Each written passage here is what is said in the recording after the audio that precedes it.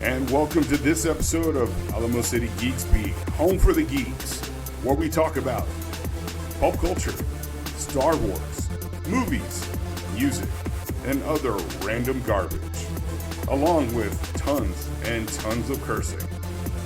And here's your host, Justin Chaos.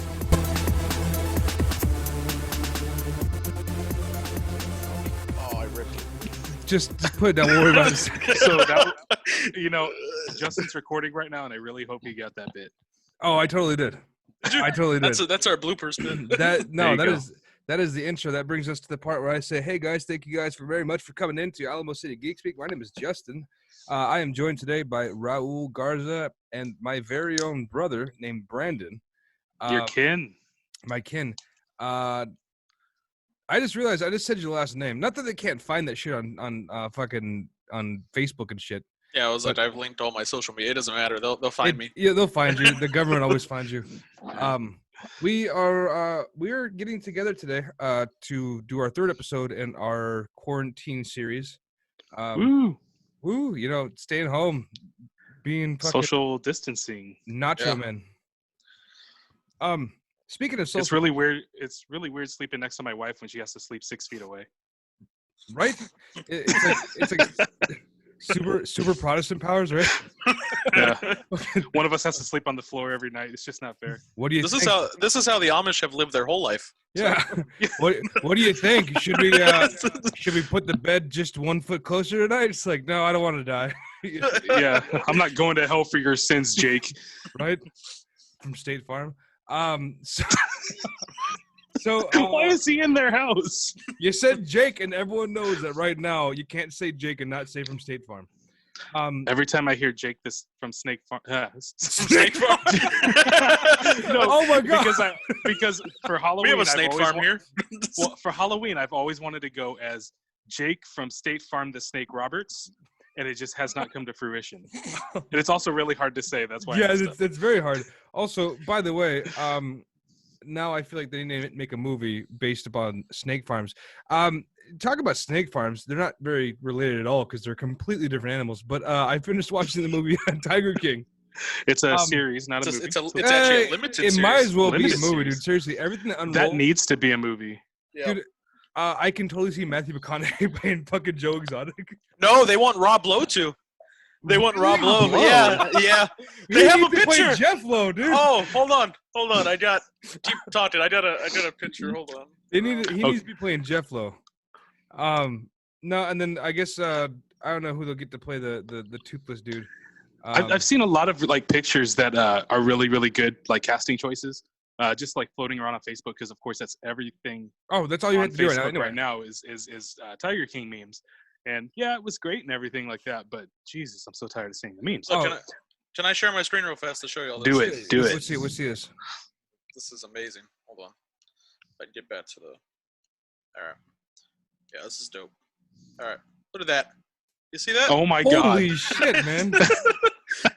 I mean, okay. Dude, he's a dead ringer for that. Come on. Please That tell is me he him. would do it. I think he would. You I mean, know what else is Rob Lowe doing in his career, honestly, right now? So is this a shopped picture, or did Rob Lowe do this just to kind of like mess around? No, he actually did my internet's running so slow, but he actually did that. That's dressed up as amazing. Tiger King and a cheeky, what does it say? My page ever goes down. Oh, he posted it on Instagram, yeah. Man, you That know is what? fantastic. Talk about the best way to almost guarantee that you're gonna get the job. Yeah. Right? It's like, hey, while we were in quarantine, I also took a picture of my dog and it looked exactly like Joe Exotic, so feel free to hire me whenever. He's hired. If Hollywood comes out of this alive, we're gonna get a Tiger King movie. Yeah. So, the thing about this holy shit. My bad. My bad. Rule number one. Totally unprofessional of me. I know, right? I just put my phone on silent just now because There's a regular Doc Antle over here. I'm just using names because I saw the show recently and I think they're awesome. Names. Those fucking Carol Baskets. That 100%. That bitch. Uh, I- so I think that with this show, there's a lot of things that happened in this show that made me really confused, concerned. Like it basically made me uncomfortable, almost as uncomfortable as wearing sheets they're too big for your bed, and you lay down, they kind of wrap you up in them. It's just like that. I felt kind of squirmy. I was like, I don't like this at all. It's Who like knew when you that go to there bed was- wearing a shirt. That's how I feel. I can't wear a shirt in bed. It makes me super uncomfortable, and it just like tugs on my arms. You And that's feel how the like- show made me feel. Right? It's like you're being held down by some kind of paranormal force. Who knew that there was this like whole underground war going on between like these private zoos and stuff? Like, who knew that? Like, I didn't. That was a 100%. Well, we have guarantee- too many teeth to understand what's going on. Oh yeah, it doesn't whistle when we talk. Although you totally can. I can say words. Please say Suzuki. Suzuki.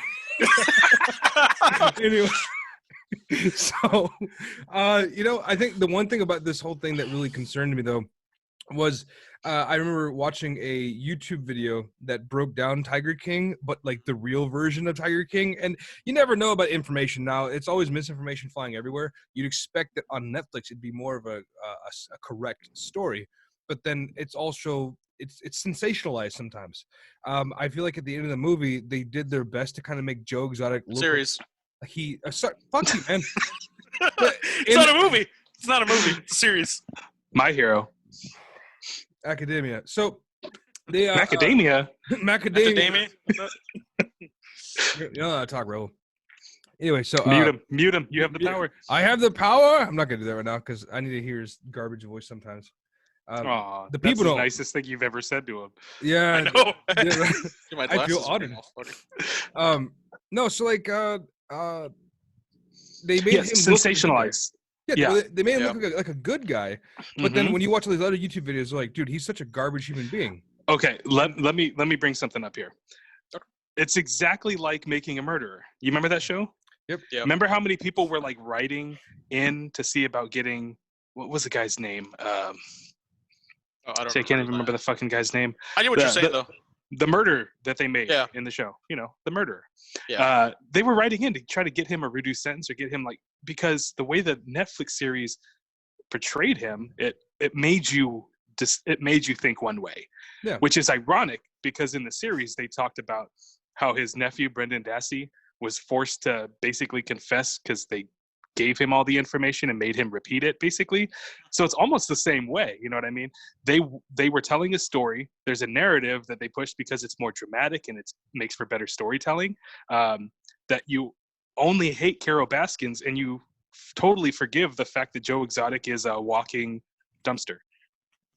Well, and that's the thing. Like at the end of the series, there you go, Raul. You at said the- it wrong only 3 times, so it's fine. Anyway, so He's slowly making up for it. I'm not gonna make up for shit. So at the end of the series, he was like, well, I just don't know what I'm gonna do for 22 years here in the prison, right? That's pretty good. Yeah. So at the end of the show, the series, they really kind of made him look like he was a good guy, and they really did their best to make Carol Baskin look like she was some kind of devious, like monstrosity of a person. And in reality, I think they're both garbage human beings. I'm sure. Yeah. Um, They are. and then, I think that the only reason why he looked like he was in any form of being a good guy is the fact that he's like, all right, shit, you caught me. Guess what? I can help you catch 30 other people. Yeah, Oh, yeah, he totally he flipped on him real quick. he folded like a chair. Yeah. It is pretty ridiculous, and I think Carol Baskins, like you said, is probably not the greatest person, but No. at least that sanctuary that she's running doesn't breed or sell or anything like that. Any of the animals, it could be a better life for them, but it's certainly better than being shot in the head when they get too old. Yeah, I'm like 99% sure she murdered her husband though. Like, I'm only about 72%. Dude, I gotta tell you, all the signs. Again, taking within consideration that Netflix is, we just said they sensationalized this. Taking that into consideration, the way they put all that evidence, I'm not sitting here going, well, there's a good chance he could be in fucking Guatemala or Puerto Rico, wherever the hell he went. I don't look at this that way. I'm like, dude, I've seen enough Breaking Bad and Ozark to tell you that shit was planted. I mean, the guy was obviously involved with drug running or something like that, because he had all these airplanes that he wasn't even allowed to fly, but he did it anyway. Talked about flying under radars. He always had money, and nobody really knew how. They just said, "Oh, Don was good at making money." Yeah, you know who else was good at making money? Scarface. Didn't they actually compare him? No, they compared the other guy to Scarface. Oh, yeah, they compared the other guy to Scarface. Yeah, I was gonna say And he was like one of the most normal ones, which is weird. I know. That's a weird contrast. Yeah. He did get the money, then he did get the power, and then he got the women. So I mean, I guess He got the tiger. He got the tigers. This whole Tiger women. This whole thing kind of reminds me a little bit of the Doc Antler, or what's his name? Doc Antle? Doc Antle. His first name is like Goharam or some shit. No, it means like, Lord. It means Lord or something, right? Yeah, it's a weird name. Bavarian or something. Yeah, Bavarian cream. I'm gonna Google it right now because I want to remember what his first name was. It's weird. That's why they didn't call him that. They asked him. They're like, "What is he a doctor of?" And he was like, "Oh, it was Mahamayarvi Bhagavan Doc Antle." Bhagavan, that's what it was. What did they say he was a doctor of? Because like spiritual, it's like spiritual science or spiritual medicine, something stupid like that. Yeah, that made me laugh. Wait, what was that phrase again? Maharavi Bhagavan? I think it was Baweet Bana Wheat Mini Bomb. Oh my God, Raul's too young to get that reference. I gotta get you that movie because you know. Wait, what movie is it? It's Transformers, the original cartoon movie. Yeah. From 1987. Yeah, dude, you weren't even wasn't even Justin, born. let's not talk too much shit, Justin, because that movie came out when you were born. Don't give a fuck, Brandon. I was born when it came out, and we watched the shit out of that, and that shit was stolen. Hey, you came out when it came out. There you go. I came out saying Bawi Grana Wheat Mini one. You might have. It was a universal greeting at the time. It was a universal greeting. They're not reciprocating. So there is the old. It's not old, but I think it came out in 2015. It was a series on HBO. I think it was HBO. Yeah. Called The Jinx. With Robert Durst. Oh, because so he's the one that did that thing. Well, this is around the same time that they did also, I think this is around the same time they did Making a Murderer. In fact, this was actually right before Making a Murderer, I think, because Making a Murderer came out 2016, 2017. I believe it was 2016.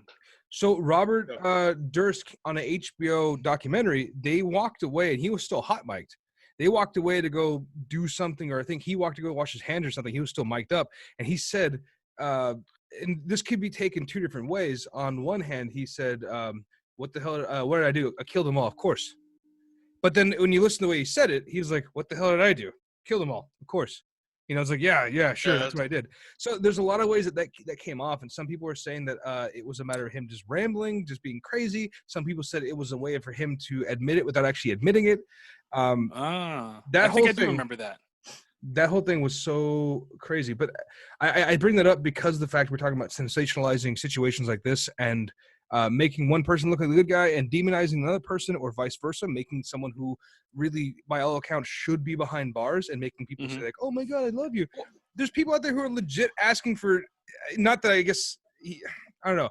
It wasn't a violent crime against anybody specifically. It was tigers, and it was potential alleged violent crime against Carol Baskin, because there was not enough information to actually arrest him on that, right? Yeah, like he wanted the charge against him basically stated that he was trying to hire that other guy to kill her. Yeah, Alan. Yeah, that guy was a trip. Yeah, I don't know how. And he sat in the bathtub in his underwear. It was weird. I don't know how. That was the most bizarre part of the whole show. All of those guys got off scot-free, though. That's the thing. Well, for now, I guess. So what about the fat guy on the Sea-Doo? I mean, I know, right? He's seriously driving by. He's gonna be in the next season of How to Get Away with Murder. So, no, I think that when it comes down to the way they did the show, it was a good show. It was interesting. I just feel like there's a lot of things that need to be tied up. Interesting. Also, I looked up Jeff Lowe before we got on the show, and apparently he's actually due in court on the 1st of June. So for what? Nice. For a lot of shit going on in Vegas. Yeah. Basically, he was running party buses and had cubs in the bus for people to play with. Hell yeah. Well, you saw him. He was sneaking Cubs in his fucking suitcase through the casino and the hotels. So the guy is straight up. He's trash incarnate. So I'm pretty sure he's gonna end up in jail somewhere. And then like the other dude, Doc Antle is already. I think he already got raided, and he's probably going to jail. I think if not already in jail. And the other guy, who was the other guy who was working with Jeff? The guy. Hell, if I would have known doing all the work, I would have done it myself. You know? Wasn't his name Tim Smart or something? Yeah, Tim Messenger. Oh, dude. Nicholas Angel. Straight up, by the way, the one thing I was thinking of is when they were talking about this whole thing of like Carol Baskin. I wanted to jump into the phone call with you and be like, Carol Baskin was fucking murdered. But oh, you mean Don? Don Baskin was fucking. There you go. Sorry. No, his name wasn't. It was Don. Lewis.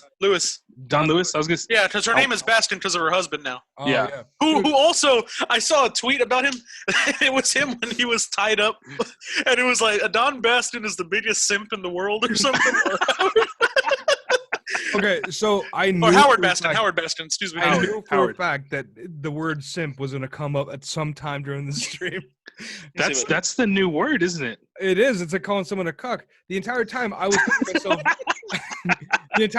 to myself, don't say the word simp. Don't say simp. And then you beat me to it, so I feel better now.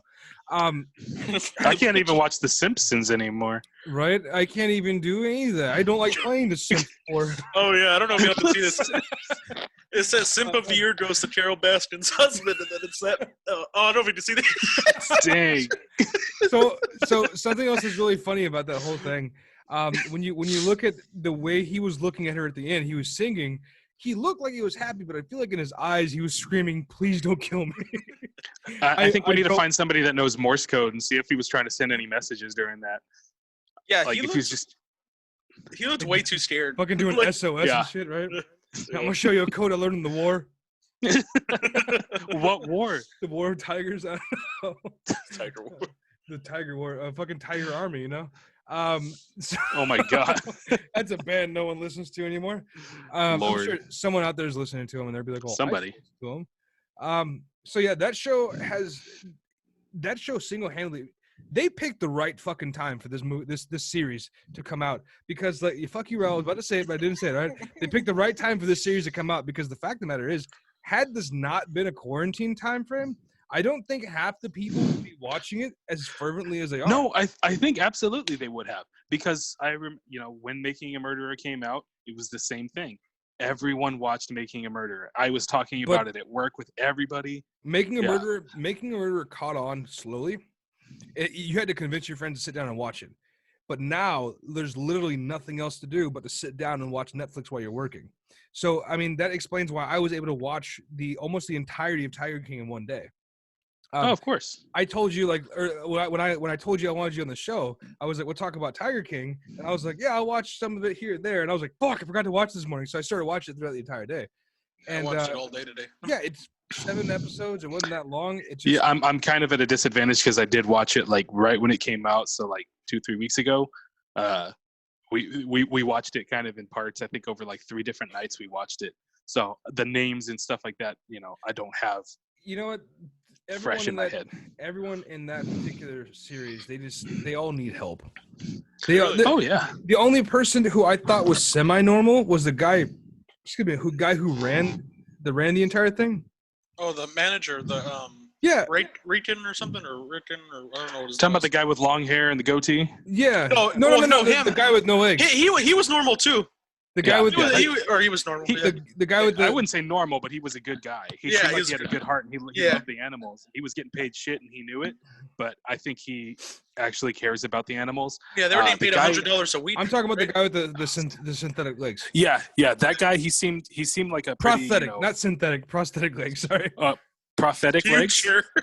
Future. I said synthetic and then prosthetic. Okay, anyway, yeah, prosthetic legs.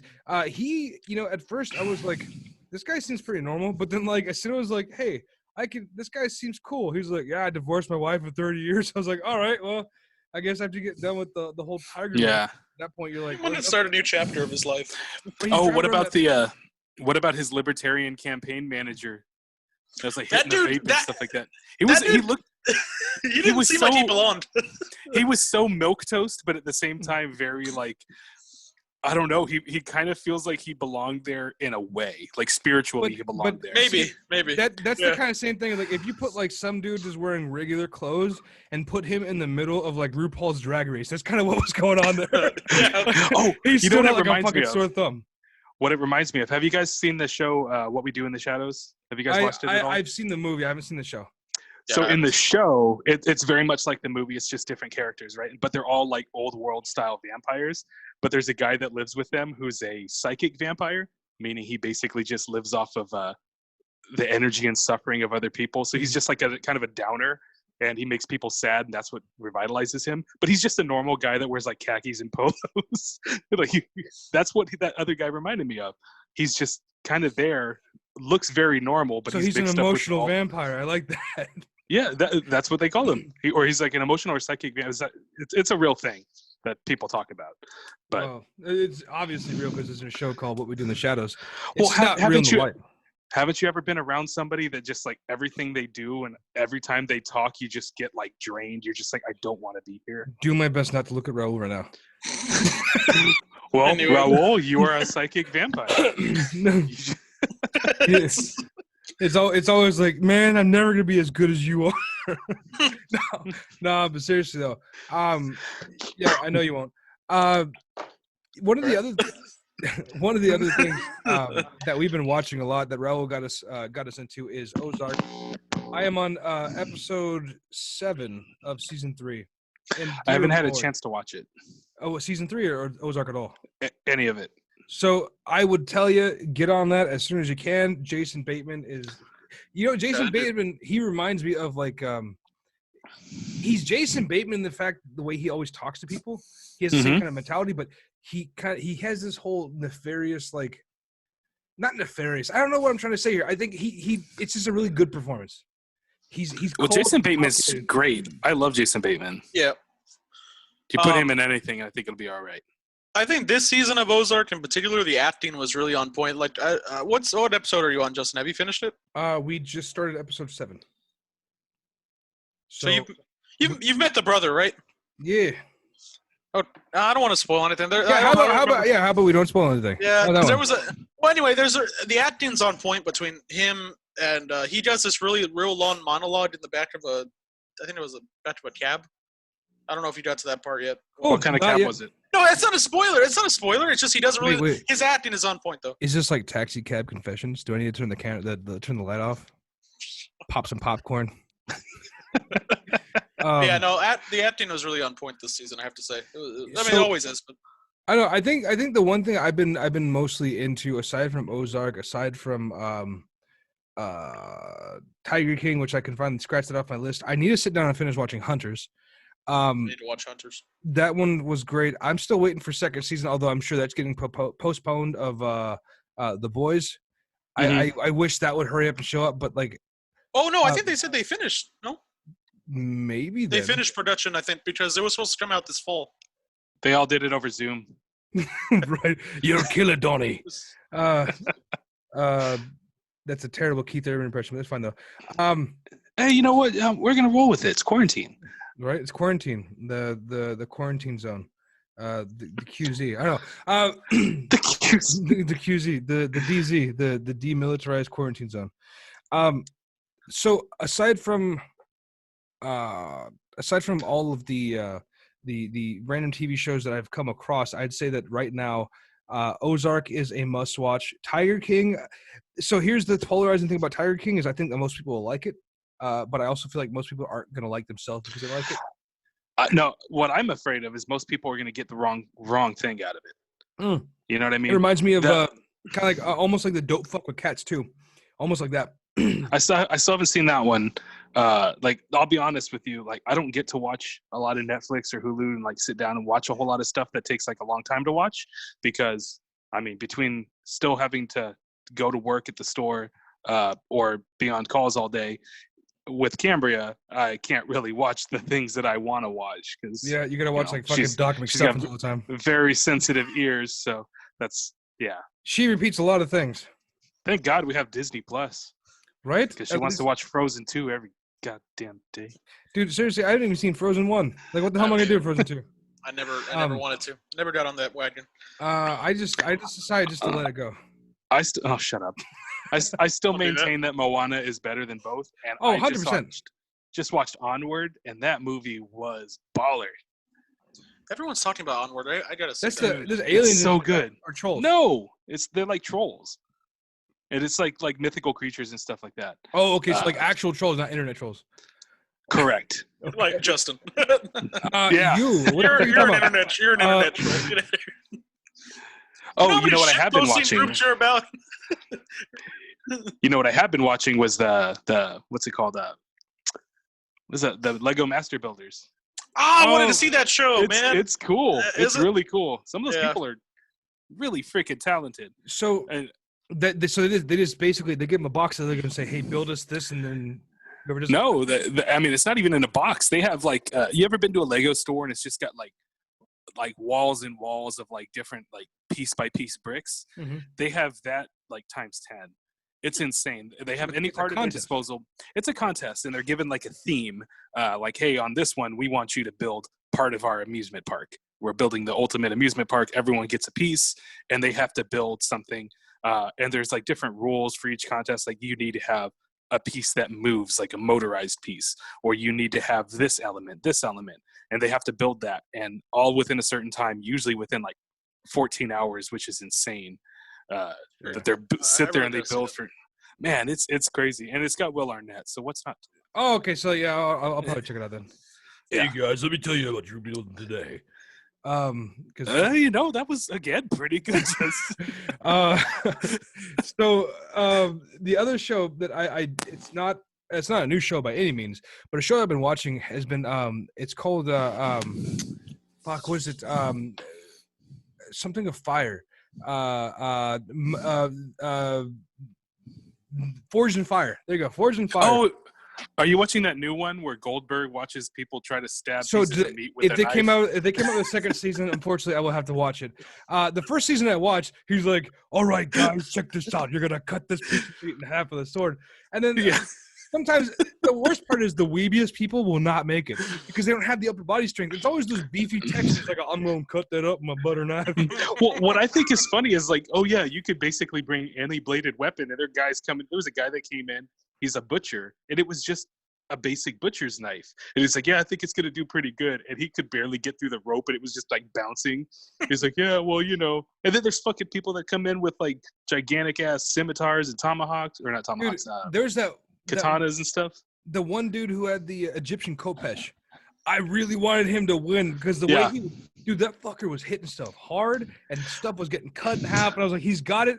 And then the last, I think it was the fish. No, it was Nobody can get through the stupid fish. what is with that? And whenever I see The that, entire time I was yelling, I was like, go Go at it from- from the spine. yeah, exactly. Go through the spine. If you go through the stomach, it's gonna hit the spine and it's to lose momentum. Go I through the gotta see spine. this show. Yeah. So here's the thing. The worst part is no matter who you are, generally speaking, you're gonna sit here and watch stuffing potato chips in your face, going, "Oh, fucking loser," right? Yeah. So, but still, like these people are doing this shit, and it's like use your goddamn brain. If you're gonna cut through you cut through a chicken, right? If you're gonna cut through a chicken, you don't have to cut through the whole chicken. So look for the meatiest part that is less bone and cut through the fucking chicken breast because that still counts as long as it goes through. When it comes to the fish, it's a long ass salmon. And by the way, I feel bad for watching this show during the quarantine, I suppose, because all the food they're wasting. But like, you had this Nobody wanted that fish anyway. I would eat it. Salmon's pretty good. Anyway, so you have this long, this whippy salmon, right? And like, Wimpy salmon. whippy salmon. It's whippy. If you push it, it has a lot of give. So when you look at it, So it's a givey salmon. givey salmon, givey whippy, right? Whippy givey. So when you see this thing, ideally you should go out from the spine. That we can cut through the spine and cut the rest of the fish relatively easily. Well, because here's the thing. It's gutted. So it's got that big incision through the middle, right, where they removed all the guts. It So has as more soon as you go drag. at it, yeah, you go at it from the belly, every weapon that tries to go through that is it basically just collapses those two fillets, right? Well, And it's not gonna make it. You go through the spine because getting through those fillet parts. It's a more solid piece. So Yeah. you have less of something that's going to absorb that pressure. I don't know anything about cutting through salmon with a sword, but I can tell you that like it doesn't. You know, you don't have to be fucking a genius. You don't have to be Stephen Hawking to figure out that a spine should be cut in half first before going straight for the. Let's be honest. If Goldberg could figure it out, I think most of us could. I feel like Goldberg is like he's a. I don't know, man. I feel like he. What are you gonna say? I feel like he doesn't have gas in the tank to do that course. I want to see him do it. I want to see. You seen someone... his matches? He wrestles like 5-minute matches. He can't. I know. He's just gonna spear the fish. Right? I don't need a knife. Hey, salmon, you're next. Right? So, his freaking intro would take half the show. Is they're like waking him up from his trailer and he has to get dressed and like come out. Smash his head and into a they wall. play that shitty music, and he walks out with his fucking security guards. Like, dude, you're supposed to be the big badass guy. You need security guards. It's like, yes, all right, don't be that. Because otherwise, children might ask him for autographs. Yeah, it's like that has to show he can't write. Right? Goldberg feel angry. Anyway. Well, one thing that we noticed when we binge watched about 8 of those episodes back to back, because it was so like, I don't know, it's mindless TV, right? That was very mindless TV. We noticed, and Justin, when you watch it, you're going to notice too now that I mention it, a lot of times they just play back the same audio clips from the commentary. Oh, they do?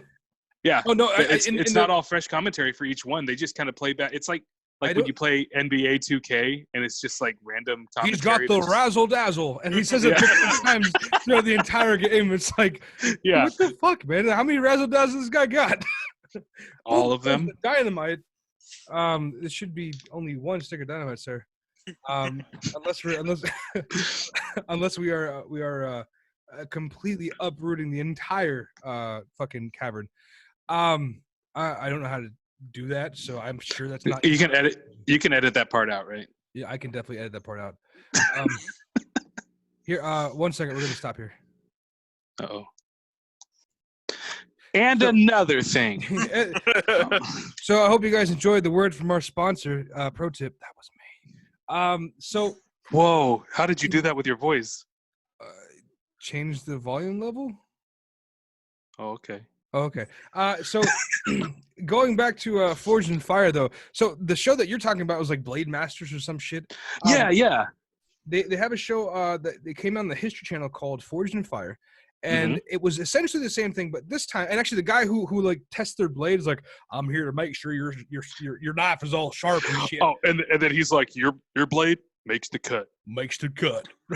He looks all serious. He's like, where was this show on? Was this show on like History Channel or something? The show with Goldberg is on Netflix. It's a Netflix show. Oh, okay. Facebook Watch.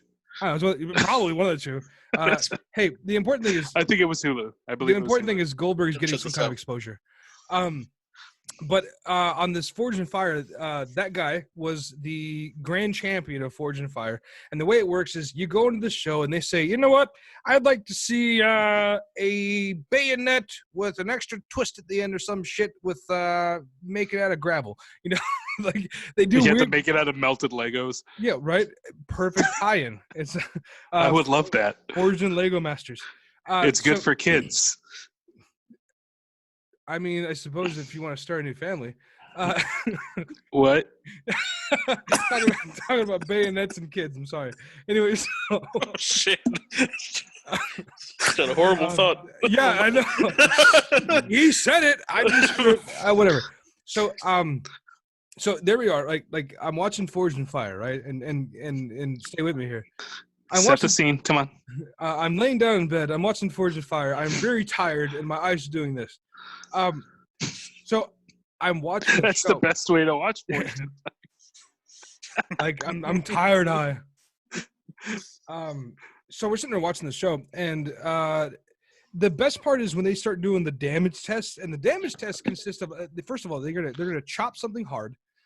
Like they're gonna chop like a piece of bamboo in half, or they're gonna cut something like I'll do a durability test, and they do the kill test.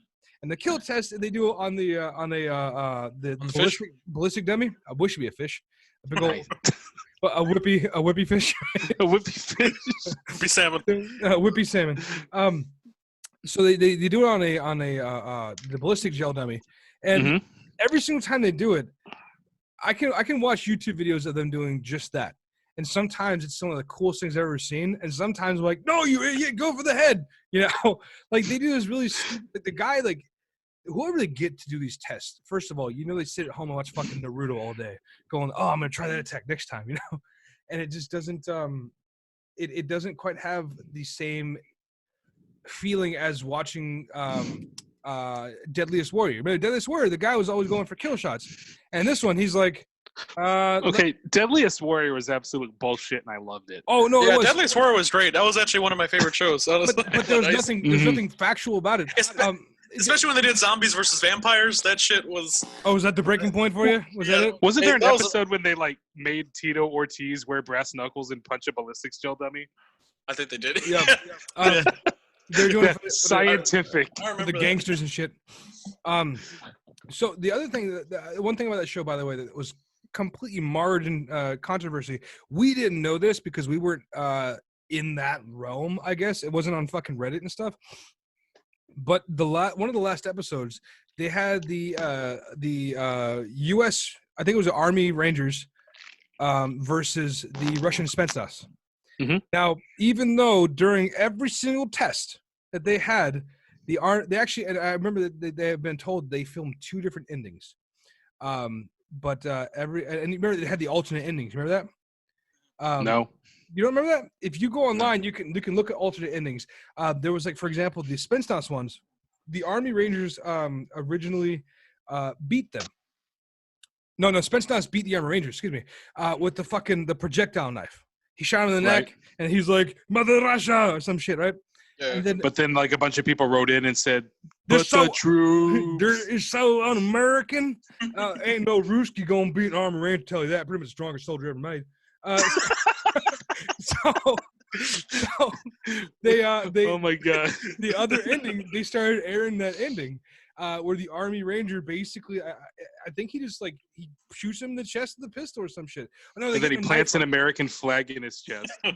They get a knife fight and he kills him with a knife, and it's like, Does he do that thing where he like drops the Oh. blade and catches it and like fucking Arya Starks him in the chest? what ends up happening is this That was bullshit, by the way. the Russian. Probably bullshit on that. If I I remember know. if I remember correctly, the Russian still shoots the projectile knife, but the U.S. soldier like, huh? It bounces off his chest.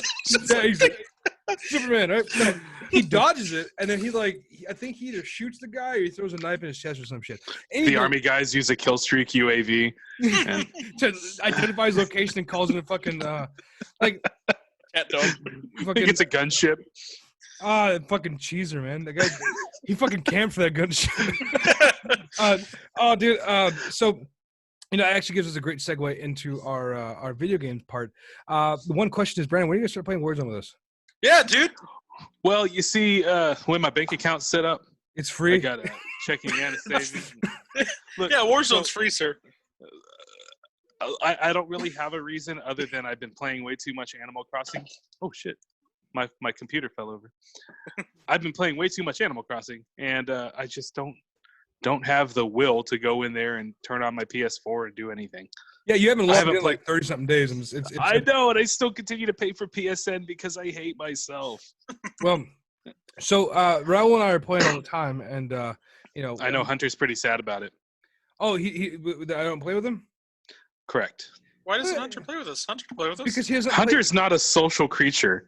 Hunter, The fact that he talks to me and Justin is already in his That's mind. true, because every time he's been in the party, I guess it's, he's like a deer. You don't want to spook him. You know. So whenever we play, we always play Warzone. So Hunter doesn't play Warzone very much, and I promise you that if we did play with him, 2 things: we're not gonna get those dubs we're so fond of. That we don't get dubs ourselves. I know, but we're definitely not gonna get them. We're definitely not gonna get them. We're gonna and- get anti-dubs. And then even at that part, like if you're, can you imagine being caught in like a tough decision? Do I want to bring Hunter back or Justin back? Do I buy them back? And then you're always gonna buy me back. No offense, Hunter. You're always gonna buy me back because Hunter, He plays all right. Let's say that. I heard he has a better KDR than you. Oh. He also played like 5 games. He doesn't play very. All he does is collect skins and look at fucking Mara. That's all he does. Hey, Hey, have I you mean- seen Mara though? I mean, Are you simping? especially that new skin. 100%. I'm just gonna say straight up, I am a fan of Domino's FBI skin because it's more about power. Okay, it's Oh, more yeah? about power. No. I have no idea what any of these things are. Hey, congratulations! You just I'll won the show same you. ones. Are you coming on to my brother? No, I meant Mara full. One day you'll have to play with us. It'll be a lot of fun. Me and Brandon are veterans of the Battlefield era. We used to play Battlefield 4 all the time. No, it's Bad Company 2 that we played all the time. Well, we played Bad Company. We trade off, but once we got Battlefield 4, me and you would play that online a lot. I spent way too much time playing Battlefield 4. I really That was the last wish good Battlefield game. it really Well, was, dude. Battlefield 1 was fantastic. Battlefield 1 was fantastic for a Battlefield World War. 5 Battlefield 5 has not recaptured like that No. that style for me. Battlefield 1, to me, it was the right balance of like really challenging but really rewarding. I didn't feel like Hardline? Oh, dude, okay, I have a really funny story about Hardline. Go ahead, yeah. Tell us. Do you mind, Justin? Can I tell the story? Yeah, go for it. Yeah, because Justin watched me do it. It was hilarious. So there was that game mode. It was like Conquest, but it was with cars. What was it called? It was Hotwire. Hotwire. Yeah. So, you got to get the cars. You got to drive them around the map. You and your team, you and your squad or whatever. You have to like keep people from getting the car from you and blowing you up and stuff like that. It was great. But I was playing. I wasn't on a squad. I was completely by myself. And I see this guy got in this car, and I was like, cool, I'm going to get in with him and, help protect the point because I really like to play the objective. I don't just try to go for kills. Well, at some point, I was playing on hardcore because at that time we only played on hardcore. It was the only way to like believably. Only way to play. Yeah. And so he got out of the car because his squad joined in and they wanted to get in the car, but I was in there and I was taking up space. So he got out, shot me in the head, and him and the squad took off. I was like, this motherfucker, right? So I got back in the game, or like when I got back to the the overview, the map or whatever, I joined up on his squad because there was an open position, and I waited for a spot to show up in his on his squad. So when the guy that was in the passenger seat died, I immediately jumped in with what do you call? You had the M79. You had the grenade launcher.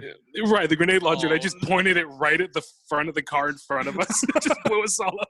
Immediately kicked for squad killing. So you remember yesterday, Raul? We were Well playing. deserved. So we were It was playing great. yesterday. I was taking some pot shots at some dude with a pistol. I'm trying to level up my with the Benetti or some shit. It's such a shit pistol, but Renetti. Once you get it leveled up a bit, it turns really good. So I'm sitting here taking some pot shots at this one dude, like further down, and I start getting my teammate turns around, looks at me for a second, and then shoots me for no fucking reason. So then I tell Raul, I was like, dude, this guy, I'm gonna get him back. So what I ended up doing, I remember that. Yeah. so I told Raul, I'm gonna fucking kill this fucker back, and he's like, what do you do? He's like, he team killed me. So I went out of my way to look for him every single time, and I just got the Dragon Breath shotgun. So he stood there and looked me right in the eye, and I fucking like turned his world orange. I blew his head off. So is that just like a very short range shotgun? Yeah, but I made sure I was like right up close to him. I was Nice. in his face. So as soon as I did that, his other clanmate, they started taking turns killing me. So what I did is I kept getting in front of them, so they kept team killing me. And then they couldn't team kill me anymore, right? And at that point, it was my turn to start team killing them. So I told Raul, I was like, these fuckers keep team killing me. So Mind you, while he's doing this, I'm minding my own business. Actually, Yeah. and playing the fucking game. and I this is how bad it was. And meanwhile, Justin was probably cussing up a storm. Over Yeah, there. he Yeah. was. Yeah, But he was. this is showing you how serious I was. I was actually avoiding enemies to get to this dude. I turned on fucking dead silence, and I ran past behind a few enemies so they couldn't see me, and I found the guy and killed him just because I wanted revenge. So Raul, there's no level of pettiness that me and him will not go through. I remember one time we were playing together. We were playing the Conquest, the actual Conquest mode, and they killed Brandon, and I said, get in the car. So he starts driving, We switched seats. And I pointed him out. I was like, "That's the guy who did it." That's the guy who hurt his big brother. Right, so I said, all right, take the wheel. So we switched. He got in the driver's seat, and I drive up next to him. I throw C4 in his roof of his car, and Brandon guns it, and we blow it up in the background, and I get kicked. Yeah, You know? but you know what? He was the hero. I was the hero. And I just think it's weird that like we get team killed in accident, right? And they get to stay in the game. But as soon as we throw C4 in the hood of their car, we get kicked. Or you get kicked, rather, not me. Yeah. I was just the accomplice. I can't tell you how many times team killing happens in Call of Duty, and that's the funny thing about team kills is they're never, unless of course it is an absolute necessity. There's been times where I have had to choose. Look, there is a guy shooting at us, and you keep stepping in my way. I have purposely blown someone's head off because it's like, get the fuck out of my way. It's either me or you. Lesson. Yeah, it's either me or them, and you're in the way, and I'm not going to let them kill me. I swore a long time ago when I started playing Call of Duty that I would never let another man's hands take me to my grave, and I will. So I happens quite a bit actually. When we're playing, like if they keep stepping in my way, I will purposely kill them. Now, when this happens, they will go out of the way. They'll go, "I can't believe you're in my streak," and they shoot me back. So then I'll be like, all right, cool. You want to play that? Let's do it. So I will jump in front of every shot they take, trying to die, so that eventually gets to the point where when they shoot me, they die. Because eventually all damage is redirected to them. So when that happens, then I'll troll the fuck out of them. They'll either leave the game or they'll get the message. So you're invincible is what you're saying. Once. Especially like on maps like Shipment too. Oh, that's just God. a fuck fest. People call in fucking aerial, the fucking precision And strikes. just wipe out the whole friendly team. It's like, why would you do that? It makes no sense. Yeah. Revenga. Maybe another Scarface reference right there. This is a Scarface show now.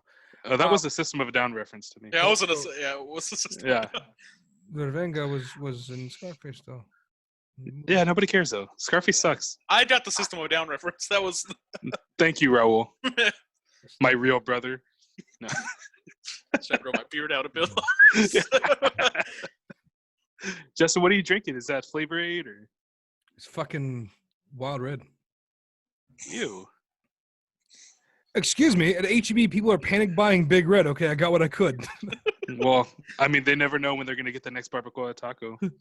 I can tell you they're not going to get barbacoa taco for a while because all they do is go in there and cough on fucking cashiers. Dude, I bet you anything because you got a Culebra meat market near you, right? Oh, I swear they have all the meats there. Get some beef cheek, man. They're You got that basically- Instant Pot? They're fucking Arby's over there. Yeah. No, I could get some beef cheeks. Yeah. Clapping beefs. I don't want to say it again. No, so one of the other things that has happened this week, we have a big release coming out, which is the Final Fantasy remake. Comes out literally tomorrow. I say tomorrow that we're recording on Thursday, right? So Final Fantasy, the remake comes out tomorrow. I really wanted to pre-order it, but there's part of me that says I couldn't, and I think the reason why I didn't is Are they charging full price $60 for it? Jesus, yeah. It's Skyrim all over again. But it's from the ground up. I know. There's really good reason to rebuy it. They put a lot of effort into it. Oh, I gotta give my review of Resident Evil 2. Yeah, we'll do that in just 1 second. That was so. Hey, sir. I paid $60 for a 6-hour game, sir. Talk to me like an adult.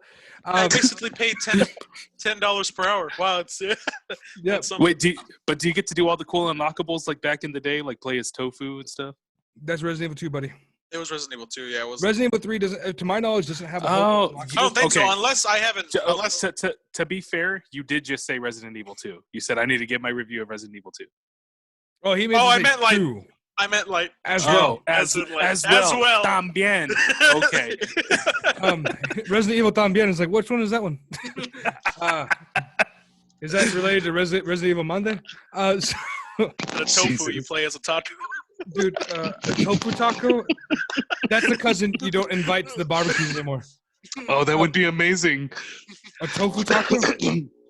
No, you play as a taco. You play as a taco. Oh, okay. I said instead of a tofu, he plays a taco. Yeah. And you still get a knife because it's, prison rules. Prison rules. But it's a switchblade, right? Yeah. I'm going to blow a strike, I say. Anyway, so So Final Fantasy, I wanted to get it, but a lot of reviews are coming in. I'm not going to spoil anything for anybody, but I don't find it necessarily worth it. I want to see how the DLC structure is going to work because I know that they're either going to release another chapter at $60 or they're going to release incremental updates for it, and I know you're going to pay for it. I've never played the original Final Fantasy VII, so this would be a good way for me to jump into that and experience the game in a new way. But I just don't see if it's necessarily worth it. It's the same kind of argument I had with Resident Evil 3. Is shiny and new and fancy enough reason for me to go and spend $60 on a game? Me and you talked about this for a little bit, but what do you have to say about it? Hey, I'm going to step away for 1 second. I got to let the dogs out.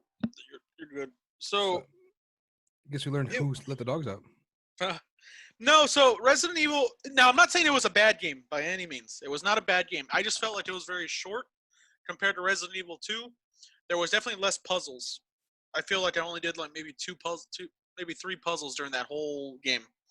Nemesis, his design was really cool. He was a fucking beast. He stalked you literally. I was watching gameplay of a YouTuber I watched. His name is Rad Austin. I think it was Rad Austin. He was playing it, and he was in the window of a shop, and Nemesis was following him. Well, Nemesis can't go inside the building, right?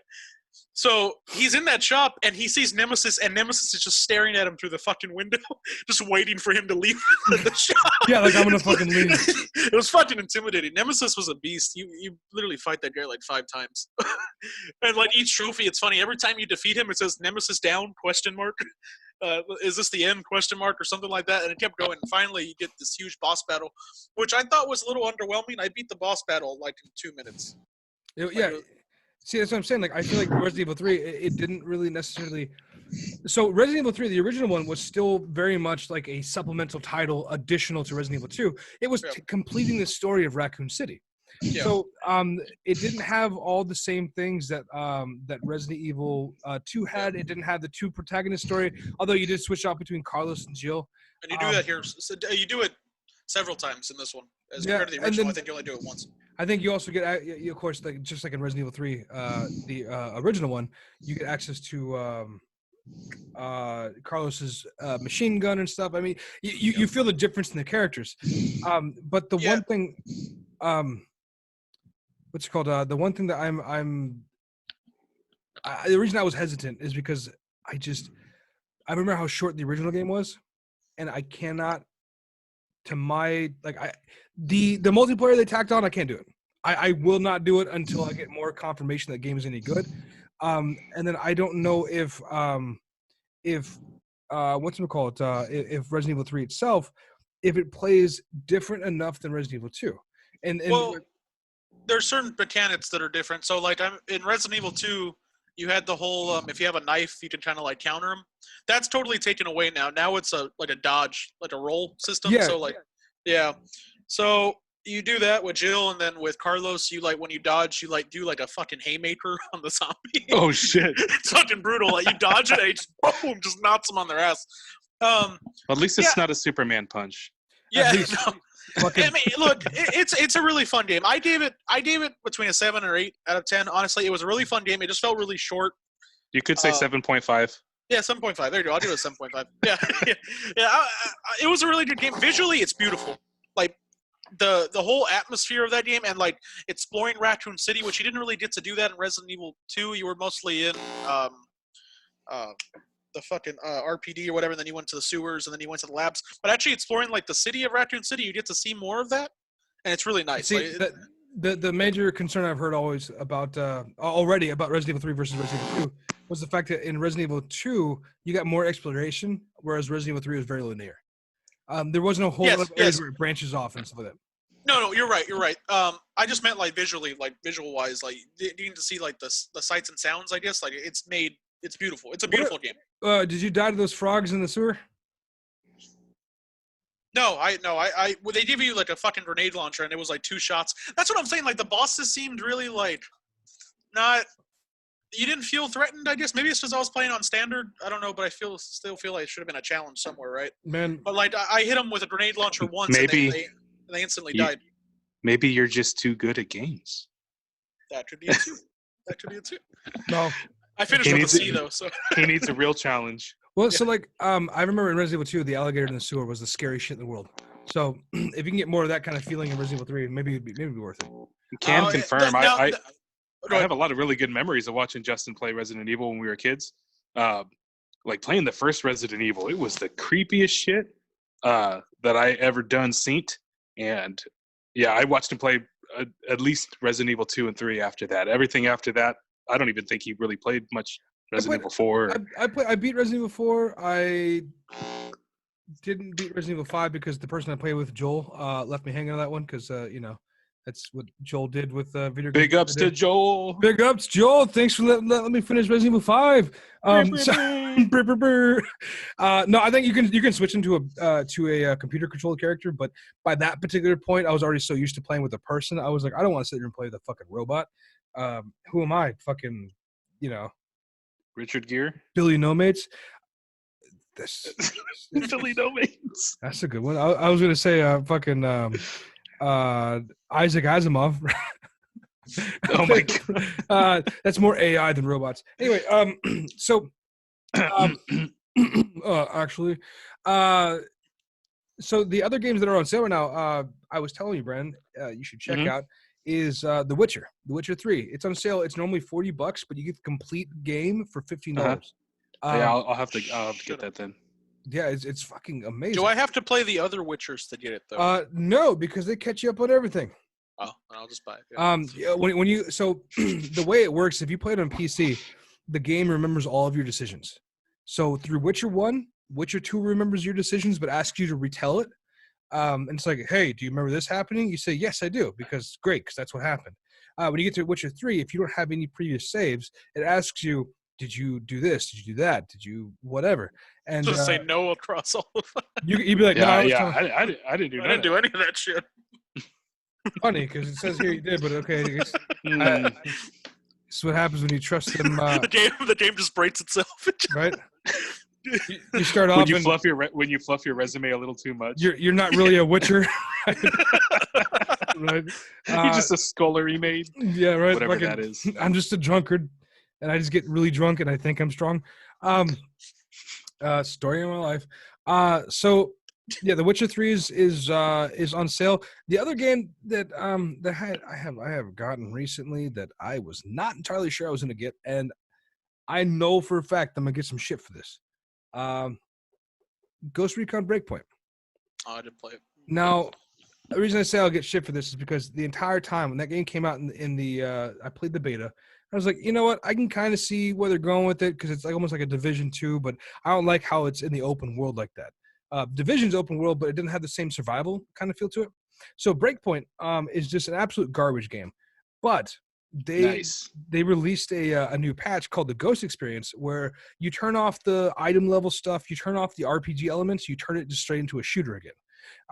Now it's also really difficult because like you can turn your so when you get shot, you pretty much almost always get an injury, and as it should be in real life. Oh yeah, that sounds about right. Yeah, right. So I mean, I'll have to check your sources, right?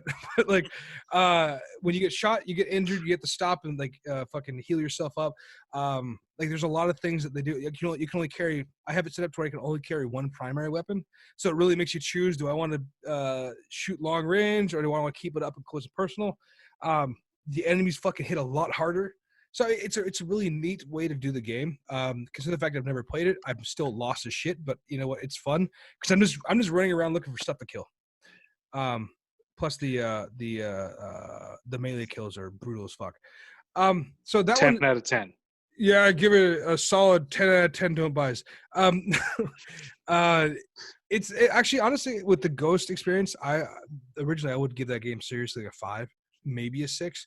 And that's being generous, but with the Ghost Experience, I'd give it closer to an 8. If you're playing like if you like playing mill sims, this is the closest you can get to an arcadey mill sim without going straight into fucking Arma or stuff like that. So it's a lot of fun. It's no Escape Tarkov though, but escaping for Tarkov, whatever. But God, didn't we try to play like the DayZ, and then it was just like absolutely laborious? No, we played. We played the War Z. Is what the War Z? Sorry, the DayZ, the War Z. So that game, real quick. What's actually because I think we did this the first episode. Let's have a little bit of a history lesson on the War Z, right? So that's the one that was an Arma mod, right? No, that was Daisy.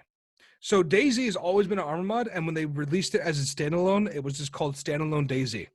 Now, Daisy was a open world survival game. It's a zombie apocalypse. You guys have heard of that one.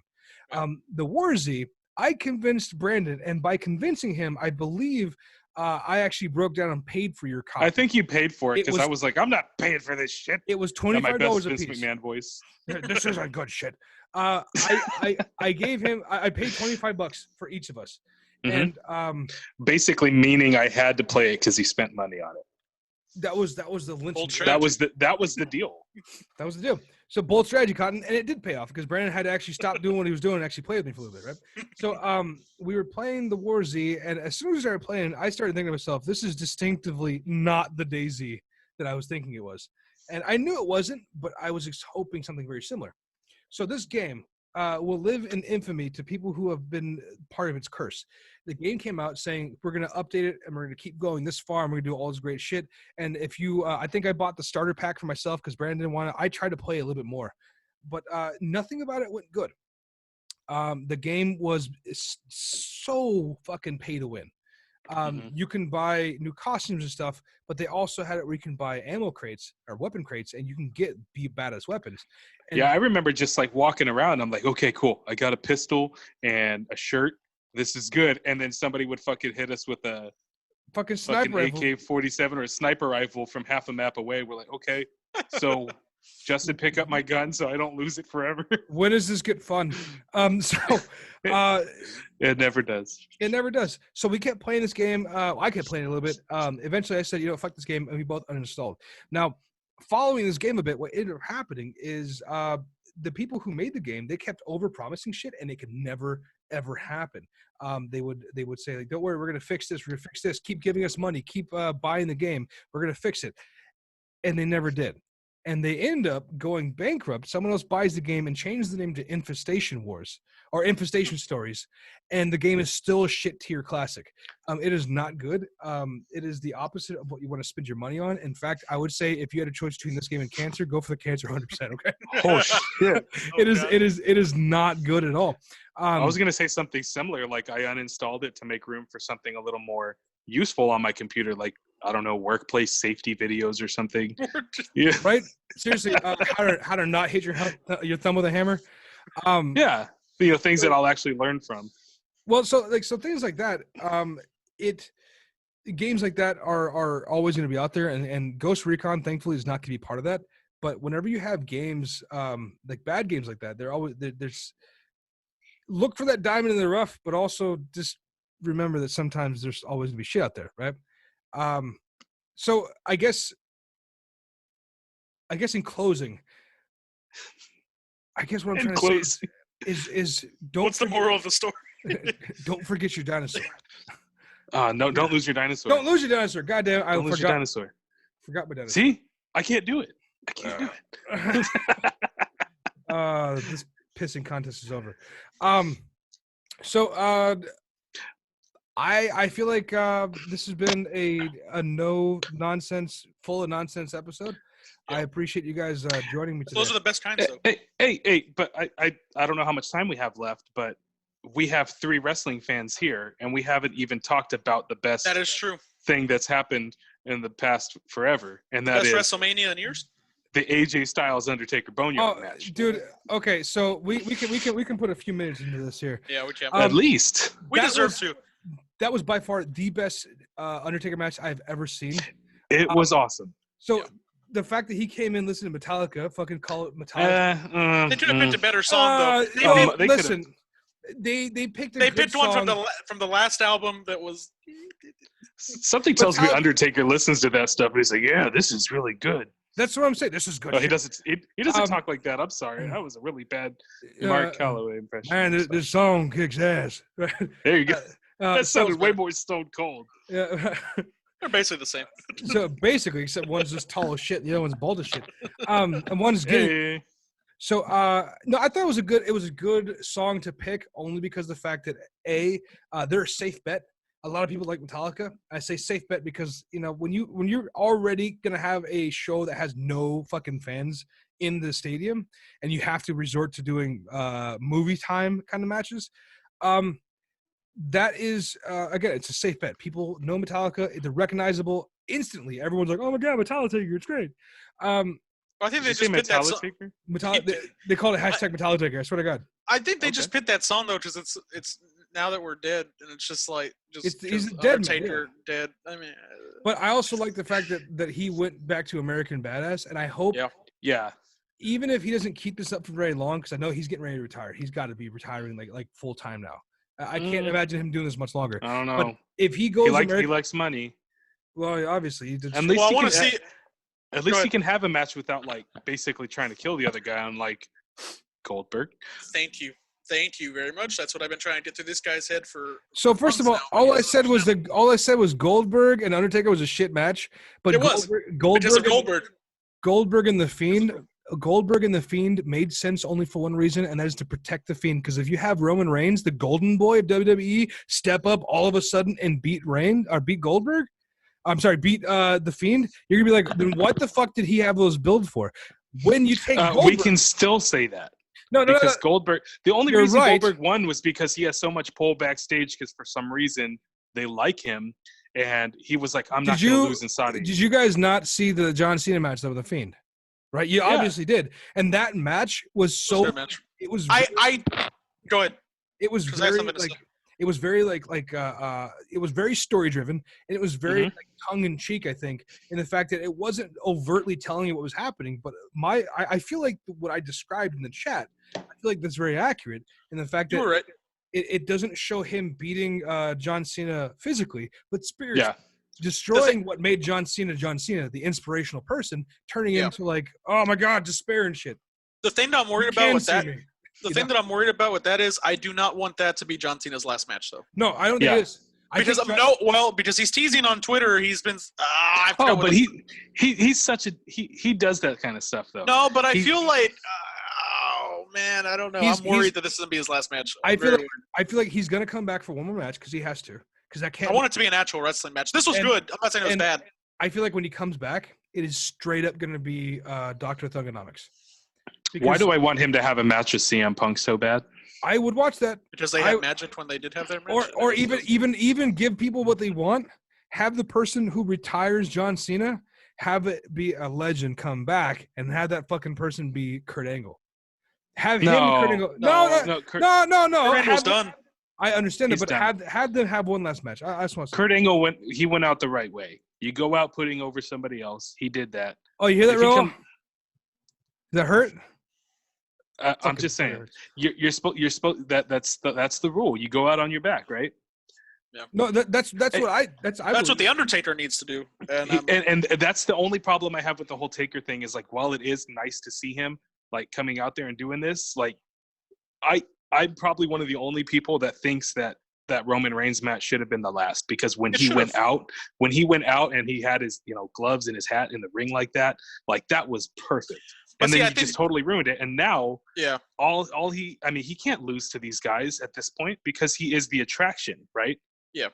I think the thing was with Roman Reigns, maybe it should have ended there, but I think the quality of match is why it didn't. Mm-hmm. Because that match was a horrible match. It's Undertaker recently has every match. No, but it looked bad. And that upcoming Undertaker series that's coming out or whatever, he even said himself, he's like, he doesn't want it to end that way. And I think he beats himself up about the Goldberg match too, that it was bad. He does. And they both should. But I think, hopefully Goldberg actually beats himself up. But strangely though, I think this American Badass going back to that actually could make his career go on a bit longer. Yeah. Because I think the dead man gimmick is dead. This is coming from a huge Undertaker fan. It just doesn't fit anymore. It doesn't work anymore. As long as he just keeps it simple. Yeah. It doesn't work anymore. And when he does the dead man thing, it has to be a much slower and kind of darker style. Yeah. When he's doing the American Badass, like that's brawler. That's just get in there, punches, fucking kicks. Like, it's a bar fight style. And I think that could really, really work well. Well, some of the current talent. What I've compared it to like almost like an old man Logan type thing. He's like that old grizzled veteran now. Yeah. He's like, just have him go out like that. That's what I like. The one thing I'm excited about is because I didn't watch the end of the Bobby Lashley and Aleister Black. Did Lana cost that match for Lashley? She did. in a way because I don't really know how she did per se because she told him to finish the match and then he just got kicked in the jaw. So I don't. I feel like so if that's the case, and we're running out of time here, but if that's the case, I feel like this is going to set in motion the whole Bobby Lashley and Brock Lesnar match. He needs to distance himself from Lana, so this is an opportunity. Well, they are already. This is an opportunity for him to be like, "Oh, you fucking ruined the match against Aleister Black, my one time at WrestleMania forever, and you ruined it. Get out of here! You ruined me." So now he can be like, "I gotta get back to ruined." He has to get back to his original destroyer kind of storyline. So we'll see what happens with that. Hopefully that is exciting. And if you guys are still with us after listening to three people talk about wrestling, congratulations, because you just passed the test. And what do you get for that? You get more episode next week. We're gonna make another episode next week. Next week we are to be me and Raul and another guest. We're gonna keep cycling through people. Brandon, we loved having you here. We wish we could have you more. You're gonna come back, buddy. Yeah. I mean, if I can make it work with my schedule and things that are happening and going on, you know, I don't want you guys to wait on me and have to move your times around for me. But thank you guys for, you know, accommodating me today and letting me be on. This was fun. Absolutely. Yes, Raul was against it, but I said no, he's my brother. So anyways. Oh, you know what's weird?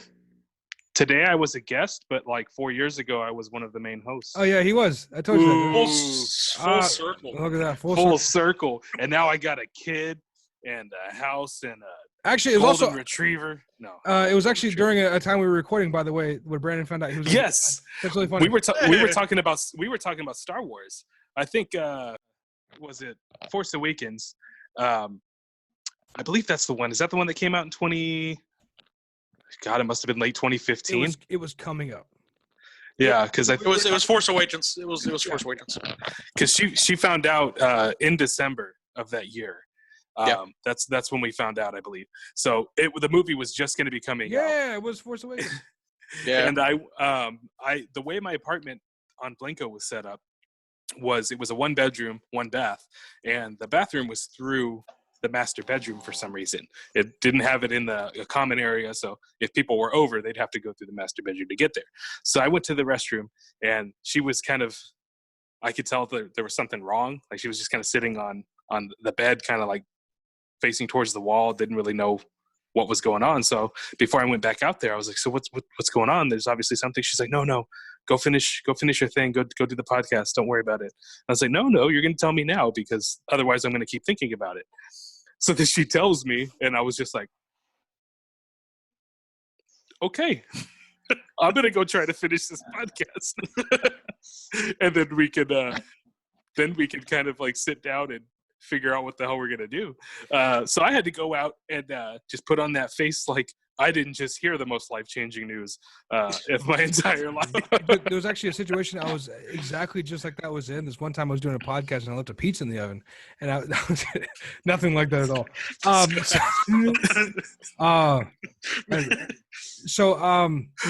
the same thing. Exactly the same thing. Except it's a pizza that lives in your house for 18 years. And just destroys your it just income. Gets bigger and bigger. Oh yeah, it's like you're proofing the dough. I don't know, man. Worked at Domino's too long, like a year maybe. I worked there twice, and I worked there 6 months the first time, and then 3 months the next time. I was close to that. You're thinking of me, Justin. That was me. I've worked there twice. I worked there twice, buddy. I did that twice as well. Yes, I did. I remember eating those fudge brownie squares from the walk-in. Dude, just walk in and just eat it. And like, they were so much better when they weren't cooked. I don't know what you're talking about, right? I used to always make really fucked up pizza creations. I'd put like the chicken, the buffalo chicken bites on the pizza, and they would always like, "It ain't gonna cook right." It's like, just fucking watch. Who said that? Like everybody, they're all either rednecks or name one person. Jim. Actually, legit, I think his name was Jim. I think he was wasn't he like the owner? Dude, I don't remember anybody from there except for we had that one cool manager, Cherie. Yep. That's the only person we worked with that I remember. We got a raise after about a month. You were actually there just a little longer than I was, but when I got there, me and you started working really hard, and she was like, "I appreciate you both, and I'm gonna give you guys both a quarter raise." I'm like, "Fuck yeah, look at that, making that $5.25 an hour," and then plus tips, bitch. Right? It was all right. It's okay. Yeah, I wanted to be an insider though because I don't want to drive anymore. Driving sucks. Whatever. Raul's over there going like, I wish I was a driver for Domino's, but all I did was go to school and try to learn shit. Darn. So, I don't know when we're gonna be doing another episode, but we'll have you on another episode soon. Yes, sir. It's been an absolute pleasure having you here, Raul. We'll talk about your tenure. I'm coming for this job. So, Sorry, I don't want this stupid fucking. Oh, excuse me. Sorry. That's Job. it's fine. I guarantee you, I could find a replacement. In fact, I have a cat who can just sit there and do a better job. Oh, by the way, it's Minerva and Precious's birthday. It is? Yes, I didn't know that. it is their birthday today. They are 10 years old. Happy birthday. Holy shit, they're 10 years old? They're 10 years old. Fucking old ass cats, man. They're gonna die soon. Don't say that. That's horrible. Anyway. It's depressing. Anyway, depressing as fuck, right? Raul's gonna go there and look at the fucking mirror now. Like, what is my life? Hey, 10 bucks. Minerva goes first. She's Don't so say high-strung. don't say that because she's That's fucking horrible. Yeah, it's horrible. Anyway, Whatever. if you guys don't have anything else to add, that is going to be it for our show. For all of those people who stuck around with us for this last hour and a half, make sure you go on to Facebook and hit that follow button or that like button so you can get updates whenever we start posting shit. Go on to Twitter, follow us, do the same thing. Make sure you're ready for us to share more information with you. And then also, where you're watching this is probably YouTube, because that's the only place we have our videos right now. Make sure you hit that subscribe button and that little bell icon you see right there that looks like looks like Brandon's head. Click on that button. That's going to give you notifications whenever we upload videos. You're going to want that because I promise you, we're going to keep coming at you with some content. We are the acquired taste that you will come to love. Wow. Again, my name is Justin. I am joined with Raul and Brandon, and thank you guys very much. Thank you guys for having me.